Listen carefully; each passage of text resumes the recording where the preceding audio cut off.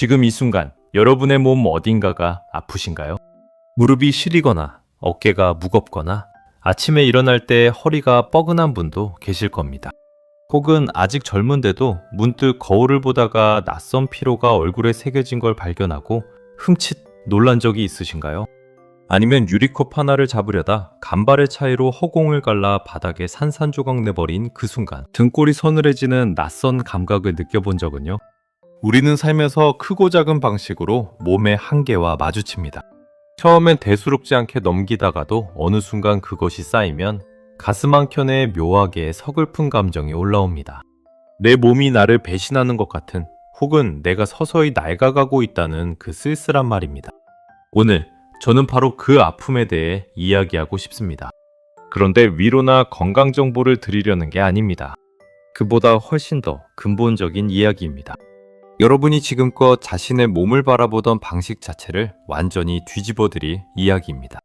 끝까지 들으시면 오늘 밤 거울 속 여러분의 모습이 전혀 다르게 보이실 겁니다. 혹시 이런 경험이 있으신가요? 식탁 위에 놓인 유리컵을 잡으려고 손을 뻗었습니다. 머리로는 분명히 잡았다고 생각했는데 내 손은 간발의 차이로 허공을 갈랐고 컵은 바닥으로 떨어져 산산조각이 났습니다. 아, 이 황당하고 낯선 느낌. 내가 방금 무슨 일을 한 건지 잠시 멍해지는 그 감각 말입니다. 또는 평평하고 익숙한 길을 걷다가 갑자기 발끝이 걸려 비틀거린 적은요? 예전 같으면 가볍게 넘어섰을 아주 작은 턱이었는데 발이 땅에서 미쳐 떨어지지 않아 쿵 하고 주저앉을 뻔한 그 순간 말입니다.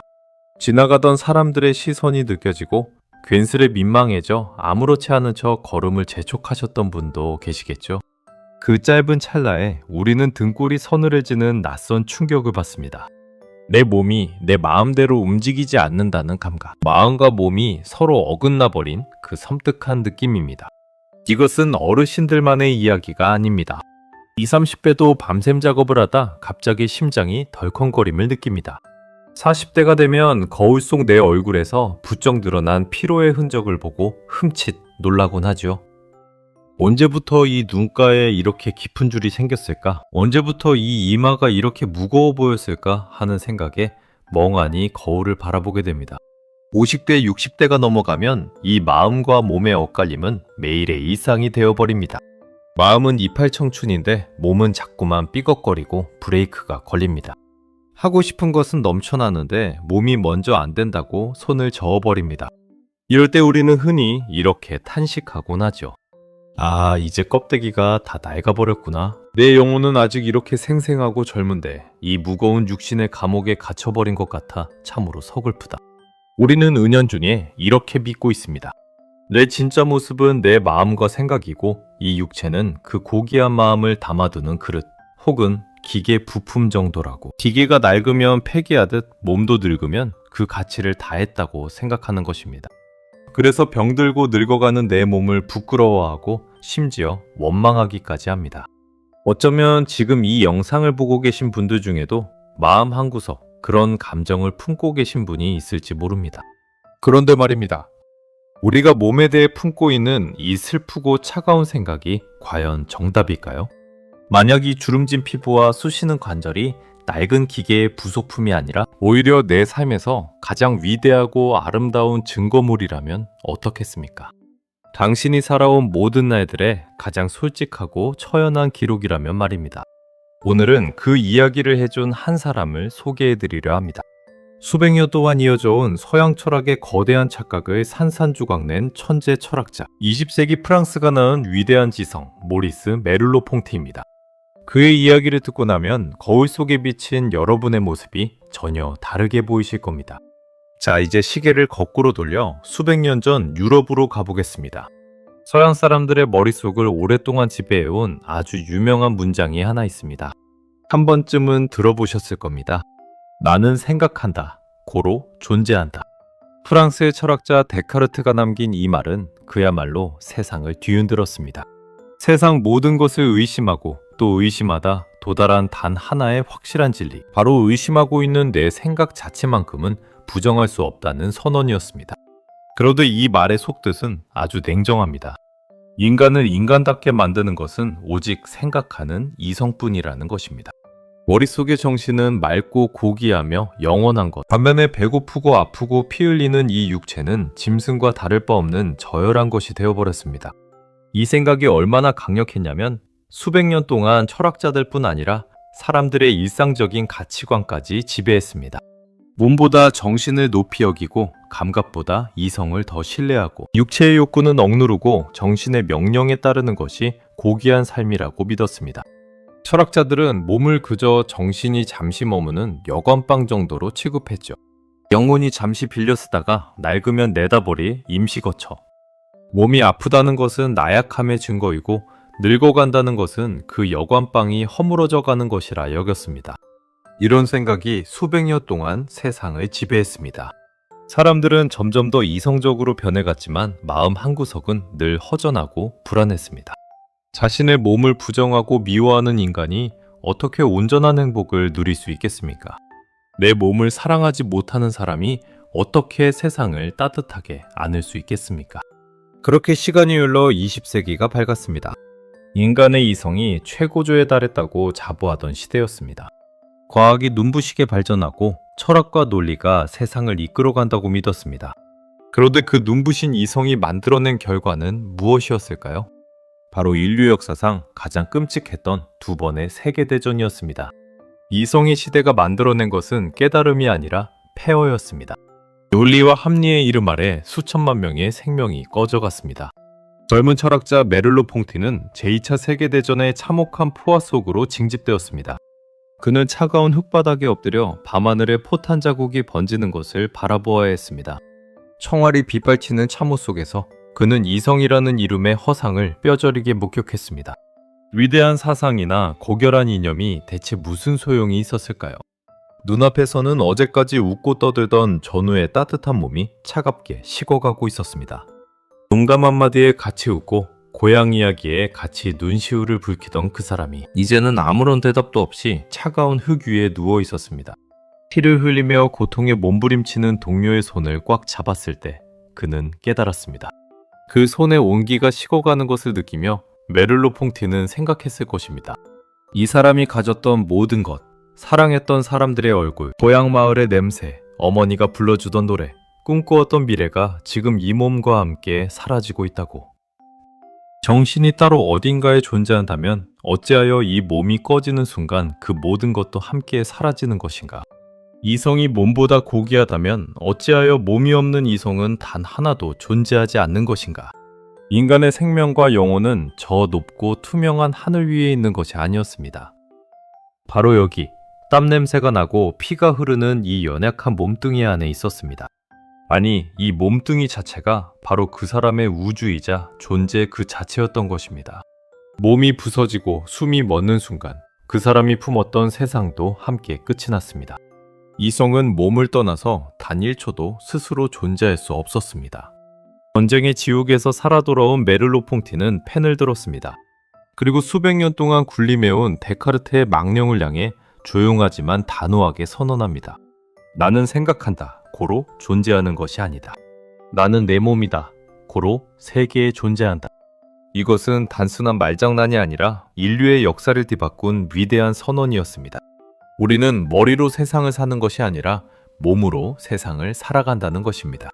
세상을 느끼고 맛보고 온몸으로 받아들이는 것, 그것이 바로 인간이 존재하는 방식이라는 것입니다. 잠시 눈을 감고 가장 아련한 기억들을 떠올려 보십시오. 어릴 적 늦은 밤 골목길을 돌아 집에 다다랐을 때 코끝을 스치던 구수한 된장찌개 냄새. 그 냄새 하나에 온몸의 긴장이 스르르 풀리고 아, 집에 왔구나 싶었던 그 안도감. 무릎이 까져서 엉엉 울 때 어머니가 발라주시던 빨간 약의 따가움과 어머니 손의 온기. 아프지만 그 손이 있어서 무섭지 않았던 그 감각. 사랑하는 사람을 처음 품에 안았을 때 심장이 터질 듯 뛰던 그 쿵쾅거림. 뭐라 설명할 수 없었지만 온몸이 알고 있었던 그 감정. 지금 이 기억들을 떠올리는 여러분의 몸도 반응하고 있지 않으신가요? 가슴이 살짝 따뜻해지거나 목구멍이 살며시 조여오거나 눈가가 촉촉해지거나. 기억은 머리가 아니라 몸이 먼저 반응합니다. 그것이 바로 메를로 퐁티가 말한 것입니다. 우리의 몸은 살아온 모든 시간을 기억하는 가장 충실한 증인입니다. 이 모든 기억 속에 이성적인 계산이나 논리적인 생각이 끼어들 자리가 있습니까? 없습니다. 우리는 오직 이 살갗과 냄새와 소리와 온도를 통해서만 세상을 만났습니다. 메를로 퐁티는 말합니다. 내 몸은 단순한 껍데기가 아니라 나와 세상이 만나는 유일한 통로이자 창문이라고. 이 몸이 없다면 세상은 아무런 빛깔도 향기도 없는 어둠일 뿐입니다. 장미꽃의 붉음을 느끼는 것도 빗소리의 서늘함을 받아들이는 것도 모두 이 몸이 있기에 가능한 일입니다. 그는 자신의 철학을 지각의 현상학이라는 이름으로 세상에 내놓았습니다. 지각이란 단순히 눈으로 보고 귀로 듣는 것을 넘어섭니다. 온몸으로 세상을 겪어내고 그 경험을 내 존재 깊숙이 새겨넣는 과정입니다. 우리는 세상을 이해하는 것이 아니라 세상을 몸으로 겪어내는 것입니다. 그러니 이제 우리의 늙어가는 몸을 전혀 다른 눈으로 바라보아야 합니다. 잠깐 생각해 보십시오. 지금 이 순간 여러분의 심장은 아무도 부탁하지 않았는데 혼자서 뛰고 있습니다. 숨을 들이쉬고 내쉬는 일도 의식하지 않아도 저절로 일어납니다. 수조 개의 세포가 지금 이 순간에도 여러분을 살아있게 하기 위해 쉬지 않고 움직이고 있습니다. 우리가 잠든 사이에도, 넋을 잃고 다른 생각을 하는 사이에도 이 몸은 단 한순간도 쉬지 않고 여러분의 편이었습니다. 그런 몸을 향해 우리는 왜 이렇게 가혹했을까요? 얼굴에 깊게 파인 주름살을 보며 한숨을 쉬지 마십시오. 그 주름은 당신이 살아오면서 지었던 수많은 미소와 눈물의 흔적입니다. 기쁠 때 눈가가 접히도록 웃었던 그 미소들, 밤새 베개를 적시며 흘렸던 그 눈물들이 시간이 쌓여 당신의 얼굴에 새겨진 것입니다. 가족을 위해 밤잠을 설치며 고민했던 당신의 숭고한 사랑이 새겨진 길입니다. 손바닥에 단단하게 박힌 굳은 살을 만져보십시오. 그것은 가난과 시련 앞에서도 결코 무너지지 않으려 했던 당신의 강인한 의지입니다. 매일 아침 무거운 몸을 이끌고 일터로 향했던 그 성실함의 결정체입니다. 아무도 알아주지 않아도 묵묵히 자리를 지켰던 당신의 세월이 거기 새겨져 있습니다. 당신의 등은 왜 굽어졌습니까? 평생토록 자식들의 무거운 짐을 대신 짊어지고 험한 세상을 건너왔기 때문입니다. 그 굽은 등은 당신이 얼마나 많은 것을 사랑했는지를 보여주는 가장 아름다운 증거입니다. 어찌 이 거룩하고 눈물겨운 훈장을 낡은 기계부품 취급할 수 있겠습니까? 메를로 퐁티는 말년의 살이라는 아주 시적이고 깊은 개념을 이야기했습니다. 여기서 말하는 살은 정육점에 걸린 고깃덩어리를 뜻하는 것이 아닙니다. 나와 세상이 서로 얽히고 설켜 있는 그 신비로운 관계망을 의미합니다. 나는 세상을 바라보는 동시에 세상에 의해 바라보여지고, 나는 세상을 만지는 동시에 세상에 의해 만져집니다. 이 놀라운 사무성, 서로가 서로를 품고 있는 이 얽힘이 바로 살의 철학입니다. 누군가의 손을 맞잡는 순간을 상상해 보십시오. 내가 상대방의 온기를 느끼는 동시에 상대방도 나의 체온을 느낍니다. 내가 세상을 만지면 세상도 나를 어루만집니다. 이것은 일방통행이 아니라 서로가 서로를 감싸는 관계입니다. 이렇게 서로가 하나로 부드럽게 이어져 있는 상태를 그는 살의 얽힘이라고 불렀습니다. 나이가 든다는 것은 바로 이 세상의 살과 나의 살이 더욱 깊이는 과정입니다. 생각해보면 참 신기한 일입니다. 우리는 나이가 들수록 더 많은 것을 알게 되고 더 많은 것을 이해하게 됩니다. 책에서 얻은 지식이 아니라 이 몸으로 세상을 살아내면서 쌓인 알미입니다. 어느 날 친구가 눈물을 글썽이며 말을 잇지 못할 때 굳이 설명을 듣지 않아도 그 마음이 내 가슴 어딘가에 먼저 닿는 것. 그것이 바로 몸으로 살아온 시간이 주는 선물입니다. 젊은 시절에는 내 몸이 너무 건강하고 혈기왕성해서 세상과 부딪히기 바빴습니다. 내가 세상을 이길 수 있을 거라 믿으며 앞만 보고 달려갔죠. 그때는 타인의 아픔이 내 아픔으로 쉽게 다가오지 않았습니다. 넘어진 사람을 보아도 잠시 안타까워하다 곧 발걸음을 재촉했을 것입니다. 하지만 이제 몸이 조금씩 아프고 약해지면서 우리는 놀라운 변화를 겪게 됩니다. 무릎이 아파 걸음이 느려지니 길가에 핀 작은 민들레꽃이 비로소 눈에 들어옵니다. 시력이 침침해져 화려한 불빛이 흐릿해지니 밤하늘의 별빛이 더 따뜻하게 느껴집니다. 내 허리가 쑤시고 뼈마디가 저려오니 절뚝이며 걸어가는 이웃의 뒷모습에 가슴이 뭉클해집니다. 저분도 얼마나 힘드실까? 저 걸음 한 걸음이 얼마나 용기가 필요한 일일까 하는 마음이 절로 생겨납니다. 몸이 약해진 것이 아닙니다. 세상의 고통과 아픔을 품어 안을 수 있을 만큼 우리의 지각이 훨씬 더 깊고 넓어진 것입니다. 내 몸의 아픔이 타인의 아픔을 이해하는 거울이 된 것이죠. 그러니 몸이 예전 같지 않다고 해서 마음까지 위축될 필요는 전혀 없습니다. 오히려 지금의 여러분은 인생의 그 어느 때보다 세상을 더 깊이, 더 부드럽게 껴안을 수 있는 상태입니다. 메를로 퐁티는 말합니다. 당신의 그 몸이 바로 세상과 소통하는 가장 지혜로운 악기라고. 세상에서 가장 비싼 바이올린은 스트라디바리우스라는 이름으로 불립니다. 이탈리아의 명장 안토니오 스트라디바리가 300년 전에 만든 이 악기는 지금도 수십억 원을 호가합니다. 새로 만든 바이올린이 아닙니다. 300년의 세월을 버텨온 낡은 나무로 만든 악기입니다. 왜 그 악기가 그토록 귀할까요? 수백 년의 시간이 그 나무 안에 스며들었기 때문입니다. 오래된 바이올린일수록 그 나무의 결에 수많은 소리가 스며들어 깊은 울림을 냅니다. 오랜 세월 연주자의 손길을 받으며 기쁨의 선율도 비탄의 선율도 모두 담아낸 악기. 방금 공장에서 찍어낸 새 악기는 결코 흉내낼 수 없는 깊고 처연한 소리입니다. 수백 번의 연주가 나무 안에 스며들어야만 비로소 나오는 그 소리. 여러분의 몸이 바로 그 명기입니다. 수십 년의 세월 동안 비바람을 맞고 햇살을 견디며 세상의 모든 희로애락을 흡수한 악기. 기쁨도 슬픔도 사랑도 이별도 성공도 실패도 모두 이 몸에 새겨졌습니다. 그 몸에서 울려 퍼지는 지혜와 통찰은 젊음의 가벼움과는 비교할 수조차 없습니다. 오늘 밤 잠자리에 드시기 전에 거울 앞에 잠시 서보시기를 권합니다. 형광등 빛 아래 주름진 얼굴과 굽은 어깨를 아주 다정하게 바라보아 주십시오.